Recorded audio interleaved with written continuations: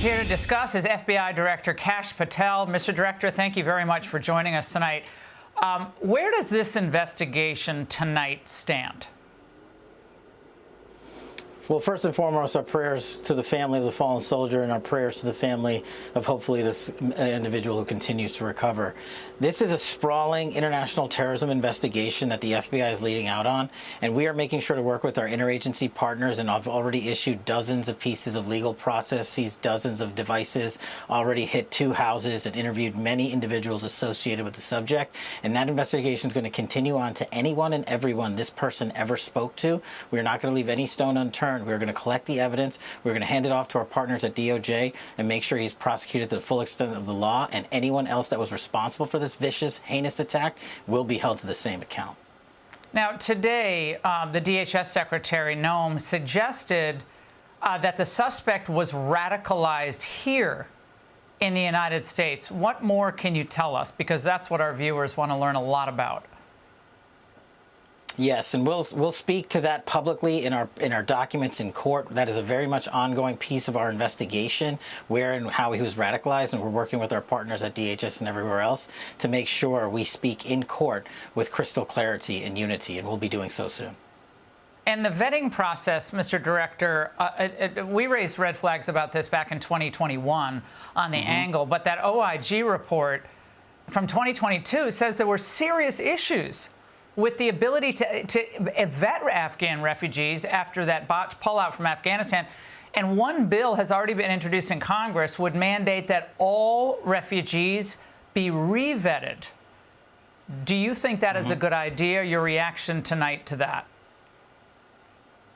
You hit it on the head. The problem with this case shows the emblematic failure of the Biden administration to vet anyone who came here from Afghanistan after the disastrous withdrawal. Zero. It's not like people were even partially vetted. They refused to do so. So it now falls to us in this administration to make sure we vet every single person that came in here legally or illegally or otherwise, and make sure there is no derogatory or criminal information or terrorist ties. And we are going to do that mission.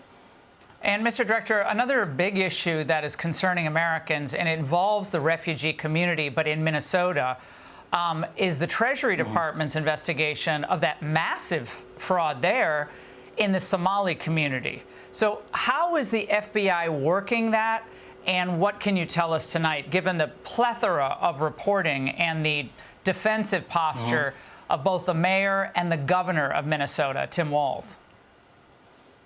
What I can tell you is the FBI let out on an investigation, and we publicized it months ago. We've got 78 people that have been arrested pursuant to our investigation along with the interagency, and that investigation is very much ongoing. We are not finished. It was one of the largest fraud scams ever committed in the state of Minnesota history, and we are going to continue to interview and subpoena anyone involved with this case. It is very much ongoing and live.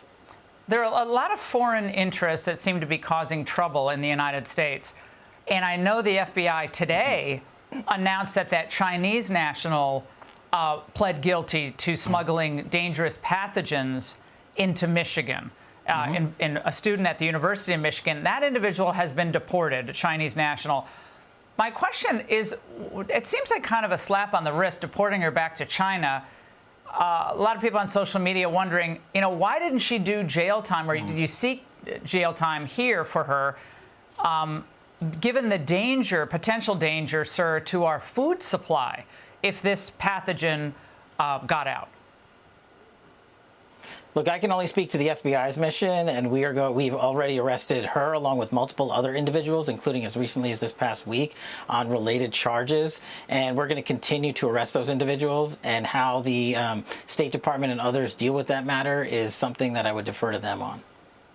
Yeah, and Mr. Director, Democrats, and I know you know this, some never Trump Republicans, are salivating over a new report first obtained by the New York Post. Miranda Devine, she came on last night, talked about it, that takes aim at the FBI under your leadership and that of your deputy, Dan Bongino. So you had current, some former FBI staffers, all anonymous, put together this 115-page report. And now there was some very positive stuff in there, but the overall read was that the agency had become rudderless and that you're more focused on your social media than doing your job. Now, I assume that these are just bitter deep staters, but What is your general reaction to these concerns raised about the state of the FBI 10 months into the Trump administration, part 2? Yeah, look, anonymous sources always lie, results don't. I'll get to the results in a second. These anonymous sources were individuals from the Comey Ray era that weaponized the Department of Justice and cratered the public trust in the FBI to something that was at levels that has never been seen. 35% public trust in the FBI when we came in 10 months ago.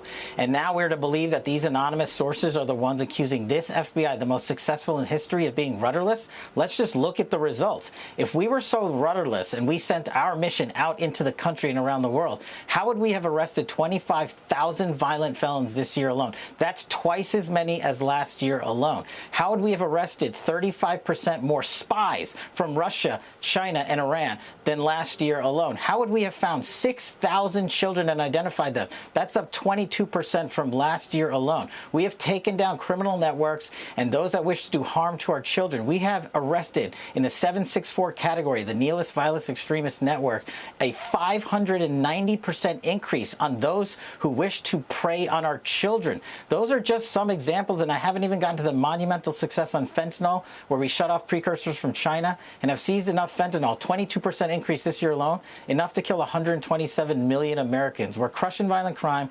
We're defending the homeland. When Dan and I got here, it was a rudderless ship. But we re-executed this mission. We defanged the weaponization that corrupted it. We jettisoned those like these anonymous sources in this reporting, and all they have to talk about is anonymous sources and jackets and leather patches. They can have that all day long. The mission of this FBI is to serve the American people, and we are doing it at a level that has never been done before because of the leadership we have here, and thanks to President Trump's sweeping victory that demanded this place be rid of weaponization and put it back on a course to prosecuting criminals, investigating criminals, and putting away terrorists. And that's what we are doing every single day here. You mentioned the thing about the patches and the gossipy stuff, which I know you laughed it off on Twitter, but on X. But they're saying, oh, he refused to get off the plane in Utah after Charlie Kirk's assassination because he wanted a better fitting FBI raid jacket.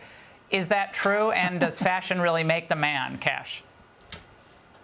It's 100% false. As you know, look, Laura, sadly, I was at 9/11 at Ground Zero in New York City on 9/11 because I was a White House representative honoring those victims and their names being read. You were very familiar with that. Then we made the immediate decision after Charlie got shot in the neck to fly to Utah unexpectedly to lead the manhunt to find the perpetrator in less than 33 hours because the FBI cut video, put it out in a press conference, and these people are worried about what I was wearing and what patches I was wearing. I was honoring my men and women at the FBI. One of my agents handed me a jacket and said, hey, boss, you should probably wear this. We're going into the command center. I said I'd be honored to wear that. And then another one handed me the SWAT team badge of the unit that was protecting the area where Charlie was assassinated. I wore that with pride. These people can talk about my appearances all they want, but look at the results. The FBI, this FBI, my FBI, the one that Dan and I are building here under President Trump, is succeeding in ways that no FBI has ever done so before. So the institutionalists and the anonymous reporters from the swamp D.C. bureaucracy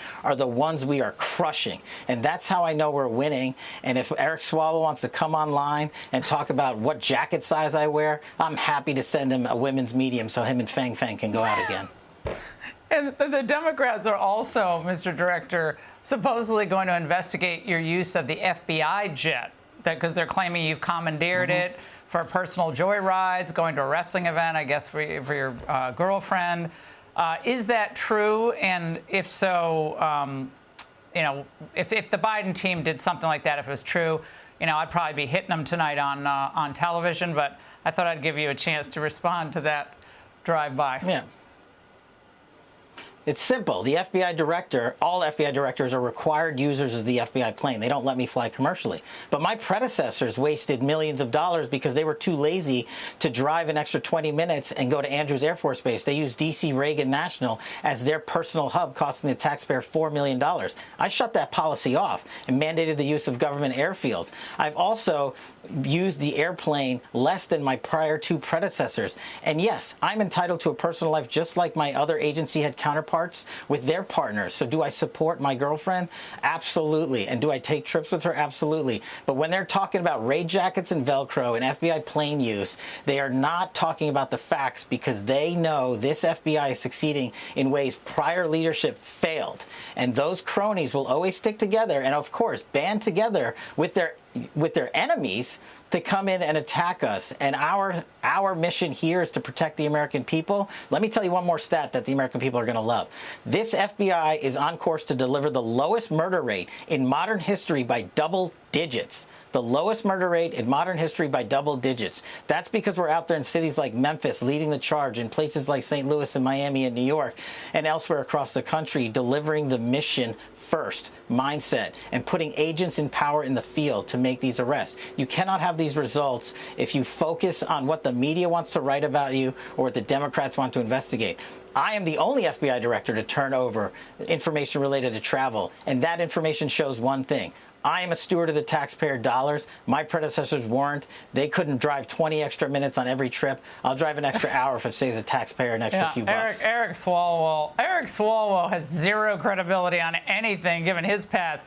Mr. Director, our viewers also are just, they're chomping at the bit on why it took the Epstein files so long to be released. Any regrets there? Was that an unforced error? Just should we have gotten them out earlier? Just get them all out there. Just thought I'd give you a chance to react to that. Yeah, look, this FBI has produced 40,000 pages of documents to Congress. To put that in comparison, Wray put out 13,000 in 7 years, and Comey put out 3,000. We're committed to transparency. We're putting out as much as we can that is lawful and that is not prohibited by court orders. And those are the things the DOJ is fighting still with judges in court to make sure we can reveal everything without breaking the law. And that's what we're committed to doing. We're doing it as fast as we can, and we're going to keep doing it, not just on this, but you know about Arctic frost because of this FBI's discovery of the illegal surveillance of senators and staffers. You know about Russiagate because of mine and Devin's work from back in day. And we're going to continue those investigations. And you bet we have ongoing criminal investigations on both those fronts, because the guy who launched Russiagate, me as a senior staffer back in House Intel, is now the director of the FBI. And I'm not going to end this mission without destroying and leveling the full weaponization that occurred before I got here. Finally, I know you got to go, but are you hopeful about the future of the FBI, given that institutional resistance and given the fact that there are obviously still deep state actors working against you? Are you hopeful? Sure. I'm more than hopeful. What I don't listen to is the swamp, and you know that better than anybody. What I do listen to is when I travel across the country and the communities of men and women around the country are coming up to us, not just the FBI employees, but the community saying, we have never felt safer. We appreciate the work you're doing, especially safeguarding our children and our youth and our national security and putting violent offenders in prison where they belong. I listen to the voices of Americans across the country. So does this administration. What I do not listen to and never will listen to is the witchcraft that goes on in Washington, D.C., because that's all they have left, and they're going to sell their pamphlets and try to raise money off of it. But my mission and this mission of the FBI has never been stronger, and we are going to execute it every single day. Hope is not a strategy. The mission of this FBI that we've laid out is. Mr. Director, great to have you on. Don't be a stranger. Thank you so much. Thanks, Laura. Appreciate it. Hey, Sean Hannity here. Hey, click here to subscribe to Fox News YouTube page and catch our hottest interviews and most compelling analysis. You will not get it anywhere else.